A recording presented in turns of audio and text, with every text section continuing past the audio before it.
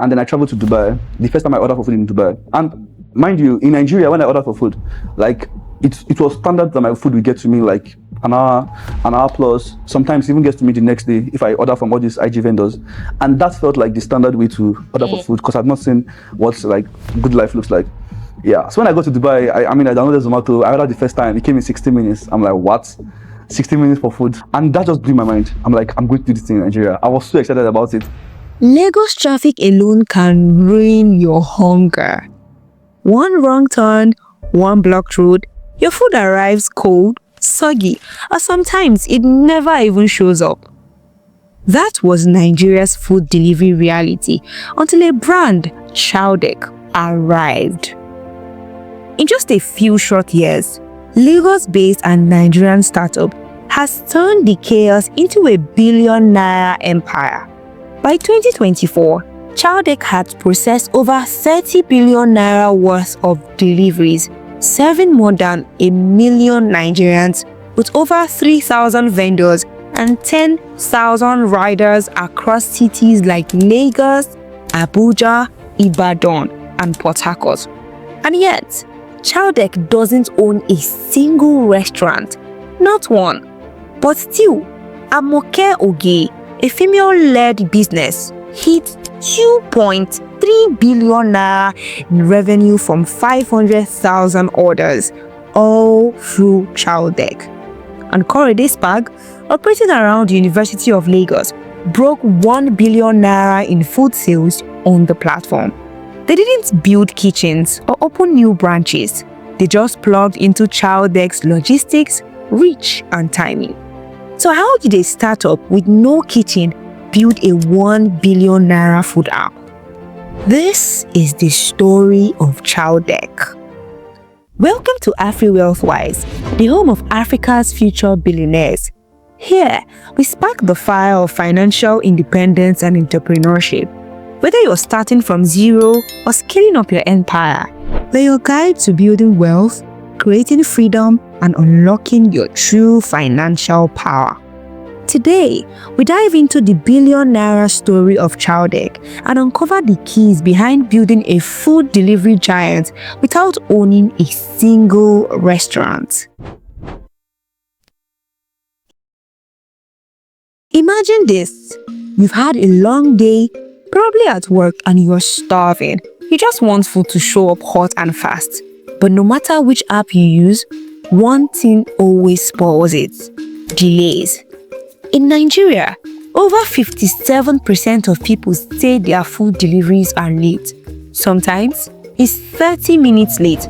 Other times, hours pass by with no sign of their food. Roads jams, traffic crawling, rider stuck. Then there's the cold spaghetti or pepper soup. Many people complain that about 18.2% of orders that eventually arrive are not hot enough to enjoy. And the cancelled orders, even though it's low and around 3%, they hurt the businesses when it happens. Besides just being annoying, this hits in real ways. The trust that people have for the business just dropped. Don't even believe the estimated delivery time anymore. Restaurants and vendors lose money also a lot, from cancelled orders to refunds and bad reviews. Delivery cost goes up, riders burn fuel for nothing, and their motorbikes wear out faster, longer time stuck in traffic. In some cities, people addresses make things worse. Some houses did not even have numbers or even a street name. This made riders spend extra minutes guessing or calling customers, and those extra minutes can turn on time into late timing. So here is the problem in very simple terms. People need reliable, fast, hot food delivery, but the system, that is the roads, the riders, the apps, and the logistics were just not built for consistency that this situation required. That was the world before Chowdeck, a world full of frustration, broken promises, and people giving up.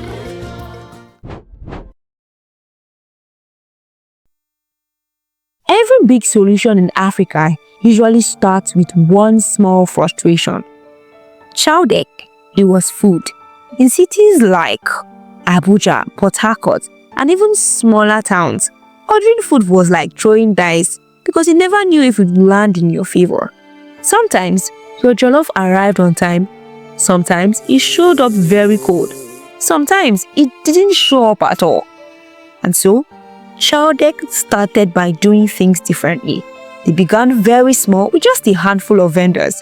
Their mission was a very simple one. We'll get your food to you hot, on time as promised. That focus changed the game, and instead of being another app on your phone, Chowdeck positioned itself as the app you could trust. If they said 25 minutes, you actually got it in 25 minutes. Sometimes even faster. Riders were trained, orders were tracked in real time, and vendors were carefully picked. It wasn't perfect at the start. Lagos traffic didn't suddenly disappear, and the address problems didn't vanish. Riders still faced bad roads, poor weather, and the usual wahala. But what Chowdeck did differently was to build systems around those challenges. They set realistic delivery zones and trained their riders to communicate quickly. They worked with vendors who understood that packaging food properly was just as important as cooking it well. And Nigerians noticed. People started tweeting about how fast Chowdeck delivered. By 2023, Chowdeck had become a name that people trusted when hunger struck. So here's a deeper lesson for anyone thinking about solving problems in Nigeria and Africa. It's not always about building the biggest ideas, but doing the small things really well. People want hot food delivered on time, so let's do that. And by focusing on that, Chowdeck cracked open a market full of frustration. From one man's decision to solve everyday hunger chaos, a platform was born that now feeds thousands daily. And in the process, showed us that Africa's toughest problems can be solved if we stopped accepting sufferhead as normal. Here's the singular thing that makes Chowdeck different from almost every other food company you've ever heard of. They don't own a single restaurant. Not one. By 2024, this no kitchen business had already processed over 30 billion naira worth of orders, and they had served more than 1 million users, partnered with 3,000 vendors, and kept 10,000 riders busy on the route. Yet, Chowdeck never fried one plantain or cooked one pot of stew. Their unique selling point: they understood that the real problem in Nigeria wasn't that people didn't know how to cook good food. Lagos, Abuja, Port Harcourt, Ibadan, we have very nice bukas, kitchen, fast food joints everywhere. The real problem was getting that food to the customer fast, hot, and reliably. So instead of burning millions trying to build their own kitchen, Chowdeck doubled down on logistics and trust. They built a system that trained riders and gave vendors an easy way to plug into a ready customer base. They obsessed over timing, making sure your amala, jollof, or pizza actually got to you when they promised. Vendors loved it because instead of spending millions to run their own delivery team, they could focus on cooking while Chowdeck handled the headache of logistics. Customers especially loved it because it meant that they could trust that if Chowdeck said 25 minutes, it wasn't a code for 1 hour. And riders loved it because they got steady jobs in a country where unemployment is sky high. But beyond the numbers, this model teaches something powerful about solving African problems. The biggest win could mean not owning everything, it's in coordinating everything. Nigeria already had the food, while Chowdeck simply organized the chaos surrounding it. And look at the results. In less than 3 years, they built a food app. They built a 30 billion naira ecosystem. An ecosystem where restaurants made more money and customers eat without stress. The lesson for entrepreneurs across Africa: don't always rush to build from scratch. Sometimes, just strive to own the network. Every startup loves to talk about growth, but Chowdeck's growth is a bit different, simply because its growth was dependent on Nigerians, who turned their cooking pots into multi-million naira businesses. Instead of Chowdeck trying to own every restaurant, They empower the ones already cooking. Vendors focused on flavor. Chowdeck handled the hustle of getting it to the customers. And with this, everyone eats. But Chowdeck didn't stop there. To keep this machine running, they raised $2.5 million in seed funding to scale the business. More riders, better tech, and stronger vendor support. Also, expansion into new cities, which has been wild, by the way. From Lagos to Abuja, Ibadan to Port Harcourt, Chowdeck is planting flags everywhere hunger exists. Chowdeck is a perfect representation of what growth looks like in Africa when you connect the dots right. If Chowdeck can take Lagos with its traffic, heat, bad addresses and impossible logistics and still deliver hot food on time, what can't they do across Africa?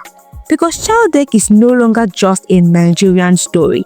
It's a blueprint for what African startup could look like in the next decade. Let's be real here.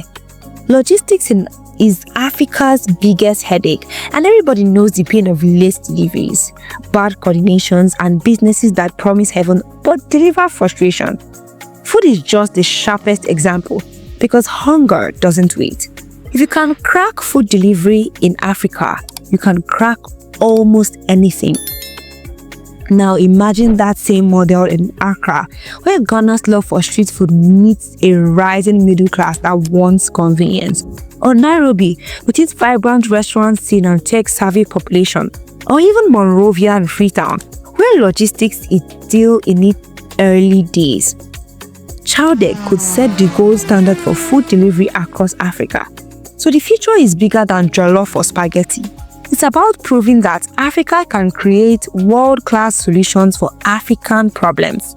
If Chowdeck continues this path, scaling city by city, country by country, they could be the first homegrown food delivery giant, not just in Nigeria, but across the continent. That's the future that Chowdeck is cooking, and Africa is hungry for it. At AfriwealthWise, we believe Africa's next billionaires will come from stories just like this. Ordinary people solving everyday problems in extraordinary ways. So if you're ready to turn your own ideas into impact, join the AfriwealthWise community. Subscribe, share your thoughts in the comments, and tell us, what problem do you see in Africa that you want to solve? Because the journey to wealth isn't about dreaming, it's about building.